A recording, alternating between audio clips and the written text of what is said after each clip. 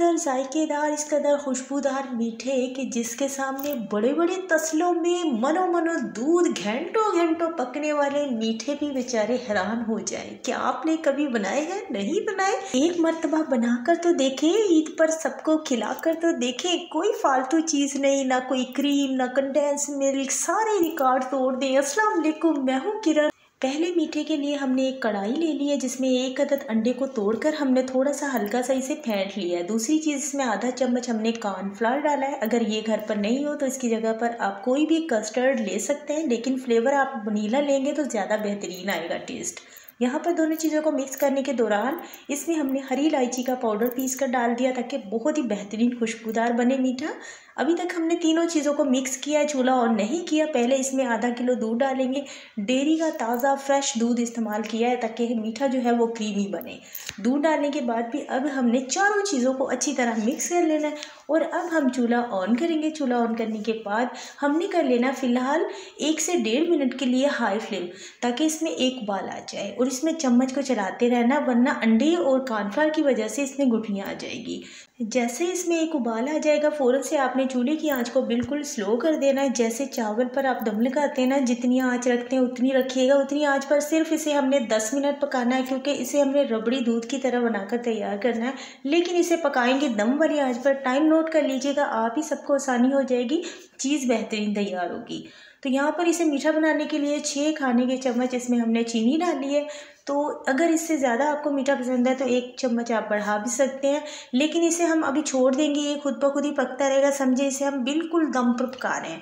दम पर पकाएंगे ना, ये इतने का इतना दूध रहेगा, इसमें से सिर्फ कच्चापन हम निकाल देंगे, जैसे अंडे का और कॉर्नफ्लावर का, ताकि रबड़ी की तरह दूध तैयार हो। यहाँ पर हमने एक फ्राई पैन ले लिया है जिसमें हमने ब्रेड को सेकना है हल्का सा। तो यहाँ पर हम मक्खन का इस्तेमाल कर रहे हैं। आप देसी घी का भी कर सकते हैं, मक्खन का भी कर सकते हैं। अगर दोनों में से घर पर कोई चीज़ नहीं हो तो फिर आपने क्या करना है, ब्रेड को सेकना ही नहीं है, इसी तरह इस्तेमाल कर लीजिएगा, ज़्यादा यम्मी बनेगा।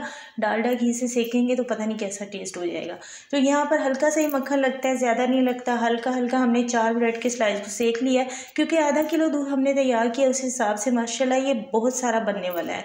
तो अगली चीज़, इसके लिए हमें फीका मावा चाहिए, जो कि मिठाई की शॉप से बहुत आसानी से मिल जाता है। देखें, आप मिल्क पाउडर को हल्के से दूध में मिक्स करके इसके ऊपर लगा सकते हैं, लेकिन वो बहुत महंगा पड़ जाएगा, हमारा मीठा बहुत महंगा बन जाएगा। तो इससे बेहतर ये है कि फीका मावा बहुत सस्ता मिल जाता है मार्केट से, तो आप इसे दूध से घर पे भी तैयार कर सकते हैं। किस तरह तैयार कर सकते हैं, यूट्यूब पर आपने सर्च करना है कि किस तरह से फीका मावा घर पर तैयार किया जाता है, तो आपको वीडियो मिल जाएगी, तो आप फ़ौरन से घर पर तैयार कर लें।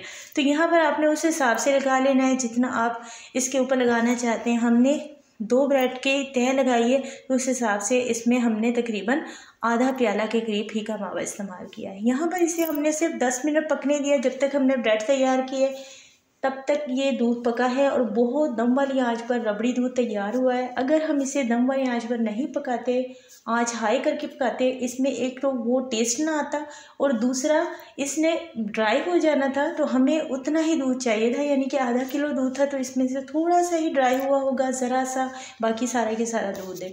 दूध डालने के बाद इसे अच्छी तरह आपने स्पैचुला से, ये चम्मच से दबा देना अच्छी तरह से, ताकि सारे जो ब्रेड के स्लाइस है ना वो इसमें दूध में अच्छी तरह भीग जाए। और इसे थोड़ी देर के लिए, ये घंटा 1.5 घंटा के लिए आपने फ्रिज में रखना है, ताकि यह ठंडा हो जाए। उसके बाद हमने इसके ऊपर तकरीबन थोड़ी सी, हमारे पास सी क्रीम बनी हुई रखी थी, तो हमने इसके ऊपर लगा दी। वैसे कोई ख़ास ज़रूरत नहीं पड़ती। हल्का सा कैरामल से सजाने के बाद इसे फ्रिज में रख के ठंडा करें। उसके बाद फैमिली के साथ मिलकर एंजॉय करें, खाएं पिए मौजें करें। अगला मीठा इस कदर जायकेदार है कि यकीन माने, जो भी आपके हाथ का बना हुआ ये मीठा खाएगा, सबसे पहले तो उंगलियां चाटता रह जाएगा और आपसे कहेगा स्पेशल कि आपसे ज़्यादा एक्सपर्ट है ही नहीं कोई ऐसे मीठे बनाने का, ऐसा मीठा ईजाद कर दें। देखे ना, देखते ही जिसे ना मुँह में पानी आ रहा है। और इस कदर ये हेल्दी भी है, इतना टेस्टी बनता है कि बस वाह वाह हो जाएगी। सबसे पहले एक कढ़ाई में ना आपने थोड़ा सा मक्खन ले लेना, ज़रा सा, 1 या 1.5 खाने का चम्मच, उसमें आपने बारीक वाली जो मार्केट से मिलती हैं सेवियाँ, वैसे तो ये भुनी हुई होती है लेकिन फिर भी हल्का सा मक्खन में भुनेंगे ना तो बहुत अच्छा टेस्ट आएगा। जितनी हमने सेवियाँ ली है ना, सेवियों को अगर हमें खिला खिला बनाना है उतना ही हमें पानी डालना है। अगर आपने आधा प्याला सेवियाँ लेनी है तो आधा प्याला आप पानी डालिएगा। आप ही की इस टिप्स को आप देखिएगा ट्राई करके कि कितनी बेहतरीन खिली खिली सेवियाँ बनती हैं। तो हमने आधा प्याला सेवियाँ थी, आधा प्याला पानी डालकर इसे अच्छी तरह से मिक्स करते हुए पका लिया, नरम सी सेवियाँ बना ली है। यहाँ पर ना इसमें हमने 3 चम्मच डाल दिया है मिल्क पाउडर। अगर देखें घर पर नहीं है तो आप स्किप कर सकते हैं, लेकिन वो आप डाल लीजिएगा, बड़ा ही अच्छा टेस्ट आएगा।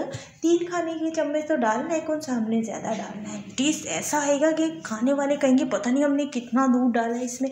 लेकिन देखिए उसी कढ़ाई में थोड़ा सा हमने ड्राई मेवाजात को रोस्ट कर लिया, उसे निकाल लिया। उसके बाद उस कढ़ाई को हमने साफ़ कोई नहीं किया, मक्खन वाली थी। हमने सिर्फ 6 चम्मच चीनी का इस्तेमाल किया है। कढ़ाई में डालने के बाद मीडियम आंच करके पास ही खड़े रहें। 1 से 1.5 मिनट आप इंतज़ार करें। 2 मिनट लग जाएंगे, 3 मिनट, लेकिन फ़ौरन से इसने कैरमलाइज होना शुरू हो जाना है।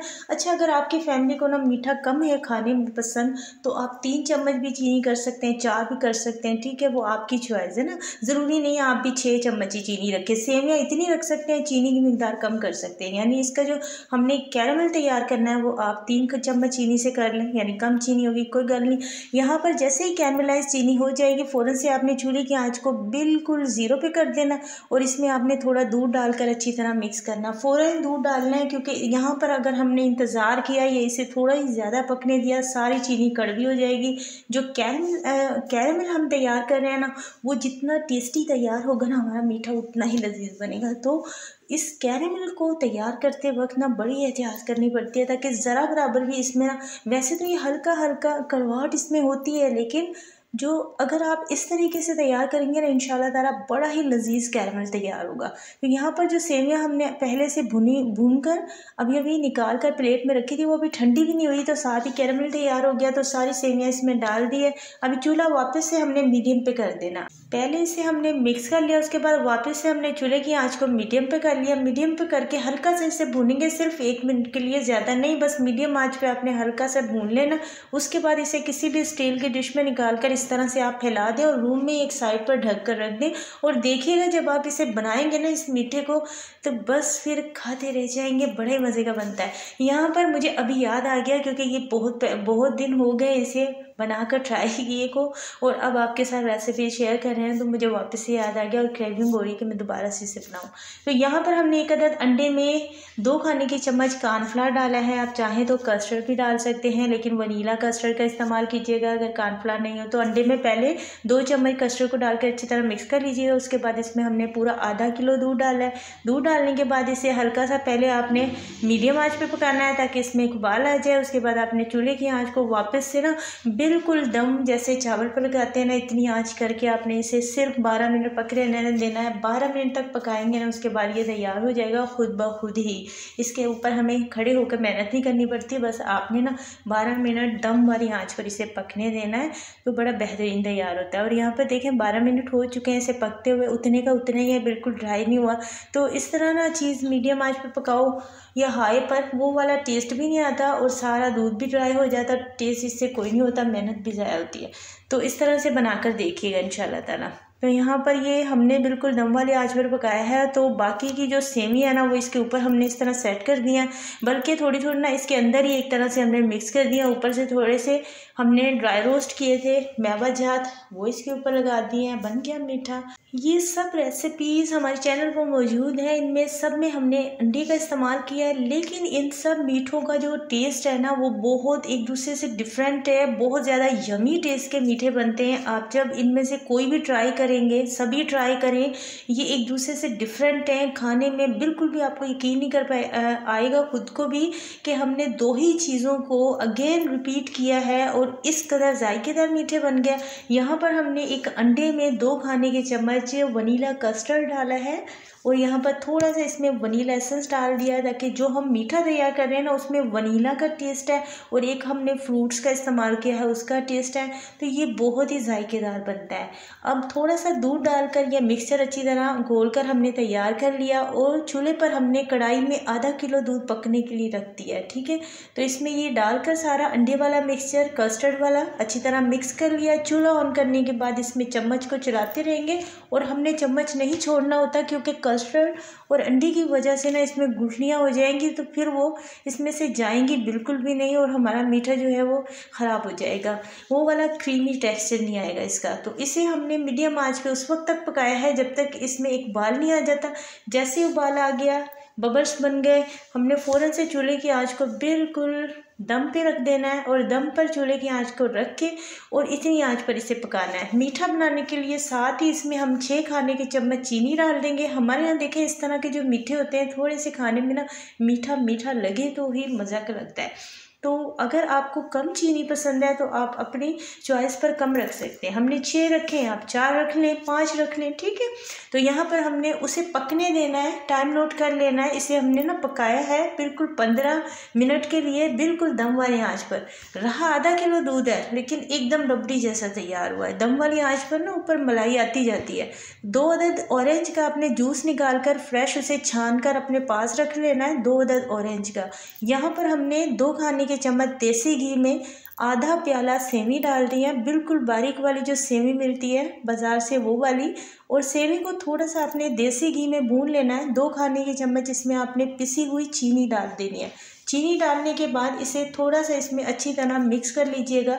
चीनी को हमने यहाँ पर जब मिक्स करेंगे ना तो हल्की सी कैरमलाइज भी होती रहेगी चीनी, तो बड़े ही मज़े की लगेगी इसमें। अब ऑरेंज जूस पहले हमने आधा डाला और अच्छी तरह से मिक्स कर लेंगे। आधा डालकर हम चेक कर रहे हैं यहाँ पर कि सेवी हमारी जो है वो सॉफ्ट हो गई है। देखें हमने जितनी आधा प्याला सेवी ली थी उतना ही हमने ऑरेंज जूस इसमें इस्तेमाल हो जाएगा। ठीक है, 2 ऑरेंज का जूस इतनी सेवी में लग जाएगा।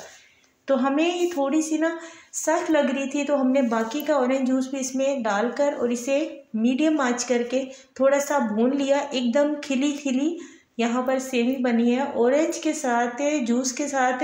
इस तरह से आप वैसे ही सेवी बना के खाएं, इस कदर जायकेदार बनती है। तो हमारे उस मीठे को तो ये 4 लगा देंगी।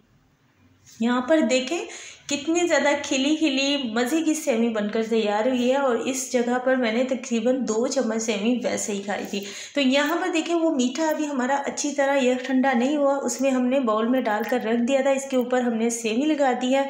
तो इसे हमने डीप फ्रीज़र में बिल्कुल नहीं रखना बल्कि इसे फ्रिज में रखना है ताकि यह ठंडा हो जाए। इसे ऊपर से सजाने के लिए हमने किसी क्रीम का इस्तेमाल नहीं किया बल्कि उसी मीठे का जो कस्टर्ड और हमने अंडे के साथ तैयार किया था, थोड़ा थोड़ा ऊपर हमने इसके लगा दिया है। पिसे हुए बादाम पिस्ता वगैरह जो भी आपके पास हो इसे थोड़ा सा सजा लें। चीज़ को सजाकर किसी के सामने पेश किया जाए तो खाने वाले वाकई में चीज़ को भी देखते हैं और खाते भी है। कहते हैं जैसी दिखने में खूबसूरत है वैसी खाने में बहुत मज़े की है। तो यहाँ पर ना हमारी खीर तैयार हो रही है। तो देखें हमने सिर्फ 2 चम्मच चावल का पाउडर बना लिया है। खाने वाले वाकई में पहचान ही नहीं पाते कि आपने इसे सिर्फ 2 चम्मच चावल से तैयार किया है। अब एक कढ़ाई में 2 चम्मच आपने मक्खन लेना है, उसमें आपने आधा कप या फिर 100 ग्राम फीका मावा हमने रखा है। हमने फीका मावा ज़रा कम इस्तेमाल किया, एक तो घर पर था ही कम और दूसरा हम कम ही तैयार कर रहे हैं रबड़ी खीर, तो इसलिए हमने इसमें कम ही रखा है। आप ज़्यादा बनाएं तो फिर ज़्यादा भी डाल सकते हैं। इसमें हमने तकरीबन 6 चम्मच दानेदार चीनी भी डाल दी है। चीनी भी कैरमलाइज होती रहेगी, फीका मावा भी भुनता रहेगा। साथ ही हमने चावल का पाउडर डाल दिया सिर्फ 2 चम्मच। अच्छा, इन चारों चीज़ों को, चीनी को, फीके मावे को, मक्खन में चावल पाउडर को मीडियम आंच पे आप भून लीजिएगा। साथ ही इसमें बेहतरीन खुशबू का टेस्ट देने के लिए ना हरी इलायची घर में ही पीस के उसका पाउडर भी हमने डाल दिया आधा टीस्पून। मीडियम आंच पे आपने भूनना है। चीनी भी कैरमलाइज होती रहेगी लेकिन ना इसका कलर चेंज नहीं होने देना, क्योंकि हमने रबड़ी खीर को ना वाइट कलर में रखना है। अगर हल्का सा सुनहरी कलर आ भी जाए तो आप परेशान न होइएगा, बिल्कुल सेट हो जाएगी, बल्कि इस कदर जायकेदार बनती है। लेकिन हमने रखना था खीर का कलर वाइट, इसलिए। तो यहाँ पर हमने इसमें पहले तो 1 कप पानी डाल के चावल को इस कदर बिल्कुल ही जैसे कि पता ही ना चले चावल का इतना भप्पा सा बना दिया। एक तो वैसे हमने पाउडर बनाया हुआ था, दूसरा चावल को हमने पानी डाल के पका लिया, तीसरा फिर इसमें जब वो पानी वाले चावल और सारा मिक्सचर अच्छी तरह ड्राई हो गया तो इसमें हमने दूध डाल दिया। इसके फुल रेसिपी मेरे चैनल पर मौजूद है। डिस्क्रिप्शन में मैंने लिंक शेयर की है। अगर आपने ईद पर ट्राई करनी है इस तरह की खीर तो आप 1-2 किलो दूध के साथ भी ना रबड़ी खीर ट्राई कर सकते हैं। ये इस कदर जायकेदार बनती है, वाकई में ना आप कहेंगे वाह पे मज़ा आ गया खा के। तो यहाँ पर जैसे खीर तैयार हो गई, हमने सारे थाल में खीर निकाल दी, ऊपर से थोड़ी सी मैंने किशमिश लगा दी, कटे हुए बादाम। उम्मीद करती हूँ आज की रेसिपीज़ आपको सभी अच्छी लगी होंगी। मिलते हैं नेक्स्ट वीडियो में। Thank you for watching. अल्लाह हाफिज़।